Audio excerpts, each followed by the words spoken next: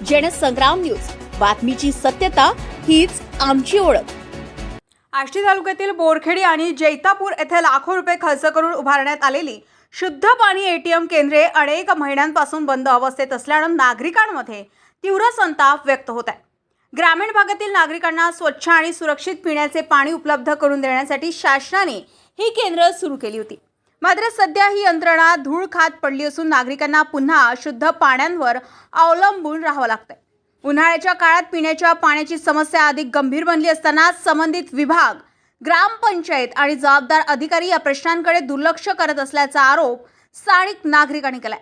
नागरिकांचे म्हणणे आहे की अनेक शासकीय योजना उद्घाटन आणि कागदोपत्री पूर्ततेपुरत्याच मर्यादित राहतात। देखभाल आणि दुरुस्तीच्या अभावामुळे लाखो रुपयांच्या सुविधांचा जनतेला लाभ मिळत नाही।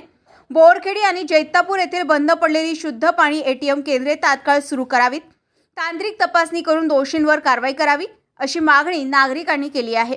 अन्यथा तीव्र आंदोलन छेडण्याचा इशारा देण्यात आलाय। दरम्यान ही योजना जनतेसाठी की केवळ निधी खर्च करण्यासाठी असा संतप्त सवाल नागरिकांकडून उपस्थित केला जात असून शासनाने या प्रकरणाची तातडीने दखल घ्यावी अशी मागणी जोर धरत आहे। नरेश भार्गव, जनसंग्राम न्यूज, आष्टी।